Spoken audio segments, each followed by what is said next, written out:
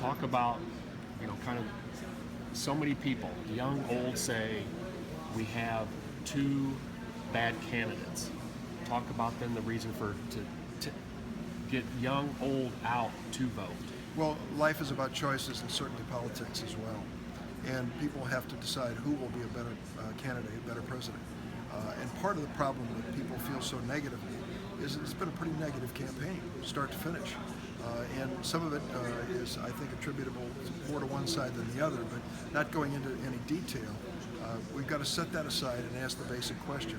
When it comes to making split-second decisions about the security of America, when it comes to making decisions about what this country will look like in 4 years, when it comes to trying to unite our country, which of these two major candidates is likely to be the better choice? And I also warn people, I know there's a temptation to say, well, I'm just going to vote for a third-party candidate. That, to me, is a waste of a vote, particularly if they're not viable candidates likely to win. And in this election, none of the third-party candidates even approach viability. Talk about your thoughts on Mr. Trump and this tape comment that came out like a week or so ago. Well, what he said was disgusting. There's just no way around it. And I might remind everyone, this was not released by the Clinton campaign. It was released by the Washington Post after it also had been given to NBC News. They decided it was newsworthy. She commented on it. Even members of the Republican Party have commented on it, as you might guess. Some of the things that he said were horrible. You would not, as a father of a daughter, and of course someone who wants to show respect for people, you just wouldn't say the things that he did, even in jest. There's been some talk about him stepping down. Timing, or should he, or is it too late?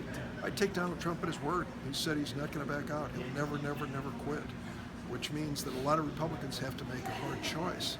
They have to decide where they want to be in the course and sweep of history. Some of them from the start said never. John Kasich of Ohio is an example of that. Two of my Senate colleagues, Sass and Flake, neither one of them would support Trump from the start. Others started supporting him, and then he said enough to alienate him, and now even more are saying the same thing. I believe, as an outside observer, that history will judge those who stood by Donald Trump and watched his candidacy develop and did not protest it or vote against it. How about this WikiLeaks dump on Mrs. Clinton, and do you think that will turn some people away? And how did that I don't know where this information is coming from or how accurate it is, but it's a reminder of the vulnerability we all have to being hacked. And it's also a reminder that someone, somewhere, is trying to get engaged in the outcome of the American election. That is troublesome. That is dangerous. We don't want any foreign power, we don't want any hacker overseas to have an impact on the ultimate outcome of our most important decision every 4 years. It's going to call into question the security and privacy that we have in place after this election. I think we need to roll up our sleeves, both parties do, to stop this sort of thing in the future. You talked about, when you were talking, kind of a new low in American politics, Donald Trump calling to throw Hillary Clinton in jail. So why is that? Well, if you go to the dictatorships around the world, it is common for them to win an election that's a phony, with 98, 99% of the vote, and the next day jail their opponent. Message to any future opponent, you can run against me, you'll lose, then you'll go to jail. So here's Donald Trump at this debate in St. Louis saying, I'm going to put a special prosecutor and you're going to jail. And I'm thinking to myself, does he even know what's going on in the world today in these banana republics and dictatorships that do exactly the same thing? This is not what America is all about. Mr. Trump doesn't understand that. How about same-day voter registration? Right now it's okay in Illinois, but do you think the courts down the road could nix that? I want to see expanding opportunities for legal voters, period. I want to make it easy to vote, not hard. I want to get more and more people turning up for each election. If my cause or my candidate wins, great. If it doesn't happen, I accept it. It's the verdict of a democracy. Those on the other side want to suppress votes. They don't want people to vote. They want to make it tougher.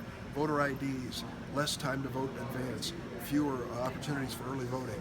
That is not consistent with what I think is America.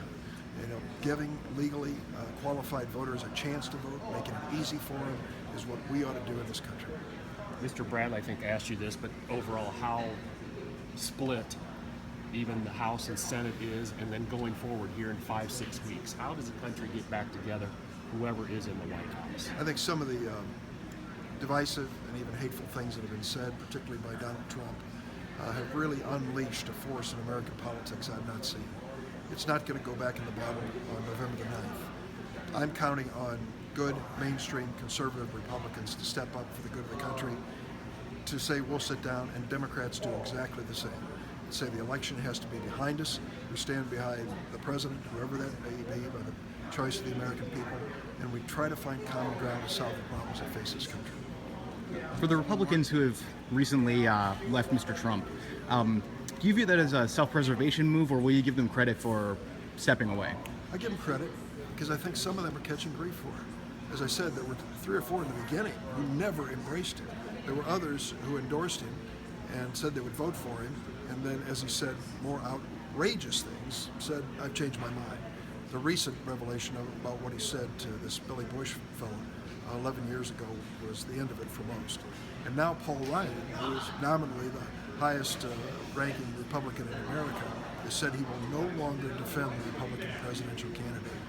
I didn't think I'd live to see the day, but I hope it's a lesson for all of us in politics not to let this system get out of our hands and in the hands of those who really don't have the best interests of America in mind.